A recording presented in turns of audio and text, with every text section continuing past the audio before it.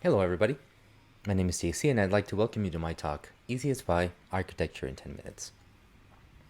So to get started, a little bit about me so you know me. My name is JC, like I said. I'm a senior backend engineer at Zapier. I'm from Costa Rica, and my girlfriend and I have 3 cats and 3 dogs.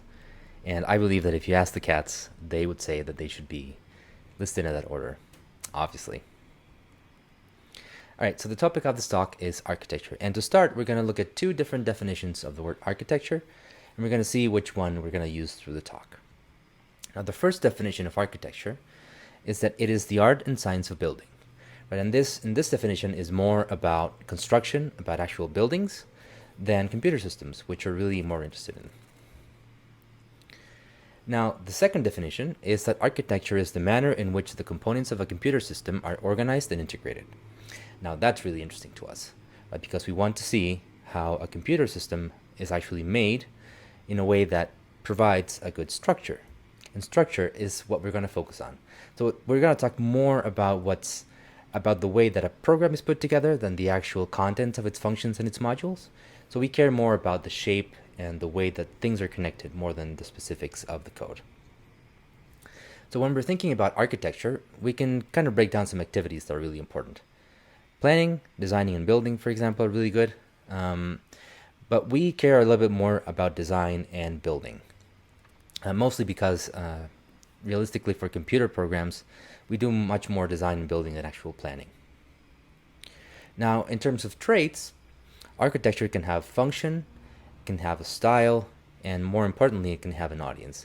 And when we're talking about function, we kind of think about the thing that it needs to accomplish, right? So for an architecture to be successful, it has to meet a specific goal.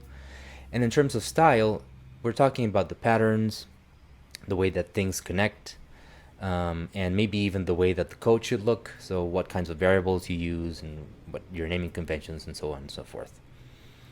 But we're going to focus on the audience next. So audience is something that we're going to really love because it can be a really kind of a driving force in how an architecture is structured. Right, so audience should inform your architecture. It should be the thing that drives the changes and the decisions you make in your architecture. Now, for example, identifying your audience's needs and the way that they need the project to evolve will give you a good idea of how the requirements are going to be defined. So for example, you might have really well-defined requirements where you might have documents that specify the specific things that you need to implement. And you can think of examples like big government projects would fall into this category. Well, you have really well-defined requirements, or software that is developed under contract, for example. And on the other hand, you might have really dynamic requirements where you don't actually know exactly what your software needs to do at the beginning, and you kind of need to figure it out as it goes. So you might think of things like academic software writing or startups in this example, right? Where the requirements would be expected to change as the program evolves. And for example, startups would need to find product market fit, and so that would mean that the things that they think need to be done at the beginning might not be the same as the program evolves. And that kind of leads us to the next part, which is audience needs to inform your architecture in the sense of how change needs to happen. So when you're thinking about really well-structured projects that have probably a lot of stakeholders and there's a lot of planning involved, again, thinking of this idea of like a government contract or a very well-defined software contract, change usually needs to be very predictable. It needs to happen in specific moments during the project, and there's a very real cost associated with making change later in the project. But however, there's other kinds of software, for example, again, like startup software or software that's developed in academia that might require really spontaneous change. Sometimes a new algorithm is discovered or invented, so you need to bring that into the system really quickly. You might figure out new avenues to solve your problem. You might actually need to solve new problems. And so change might happen really quickly and kind of spontaneously. So the thing that will let you know which one of these is true for your project is basically your audience. All right, so based on this idea that audience will drive how your software needs to evolve, let's look at some principles that I wanna highlight about architecture that I hope might be helpful for you to keep in mind as you design your software. So the first one is correctness. And when we think about correctness, we want to think about solving the right problem. We always kind of like, as software engineers or developers, we have the temptation to solve all kinds of problems, and sometimes the problems we solve are not the right problem. So it's really important to try to keep in mind, what is your objective, what is the problem you're trying to solve, and solve the right one problem. Clarity is also really important. And here, when we're talking about clarity, what I try to think about, because clarity can be a little difficult to pin down, is to focus on the consumer of things. So for example, a consumer could be different things. It could be the person that is reading your code after you wrote it, for example.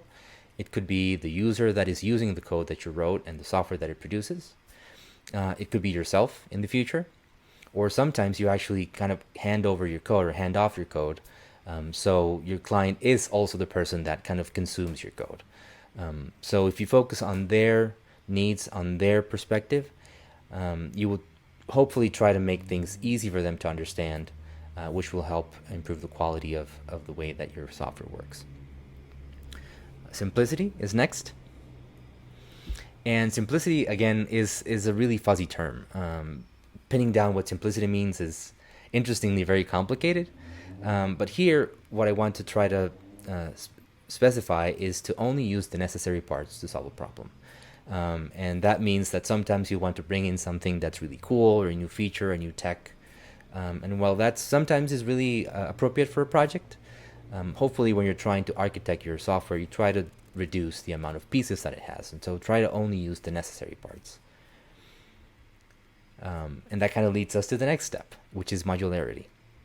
And modularity is the idea that you might, to produce complex behaviors and complex features, instead of producing complex, large pieces of software, you want to combine simple structures. You want to combine simple pieces together.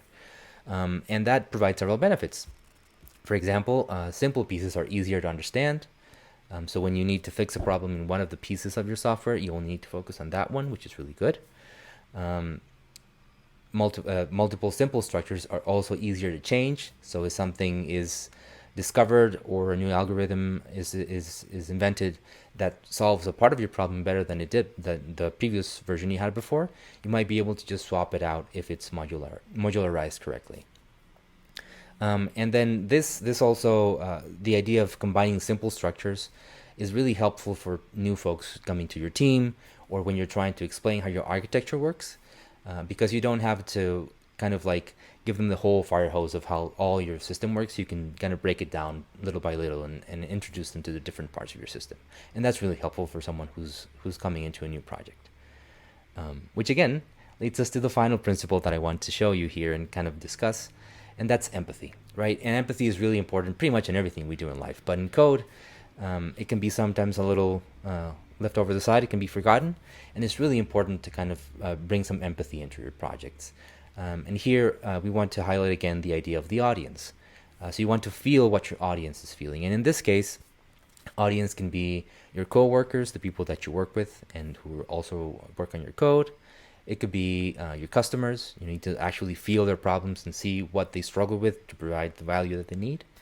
And it can be yourself in the future. It could be yourself in a week, in a couple of months, in 6 months at 2 a.m. when something breaks.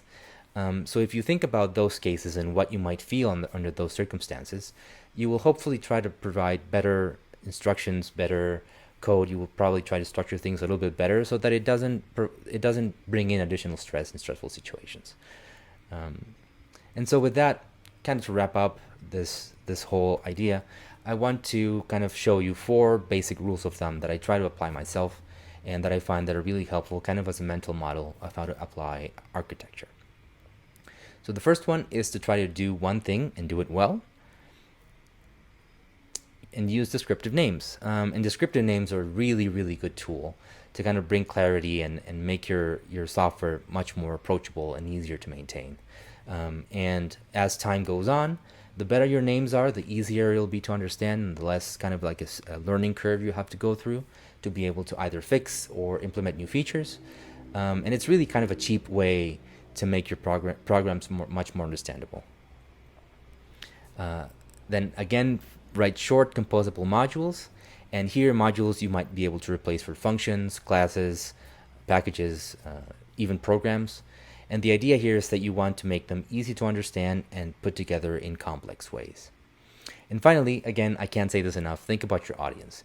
Think about your customers, your coworkers, and yourself in the future, and I assure you that your programs will be much more valuable and positive. So with this, I want to thank you so much for paying attention to me and kind of taking this time to chat. And if you have any questions, I'd be happy to go over them with you. Thanks.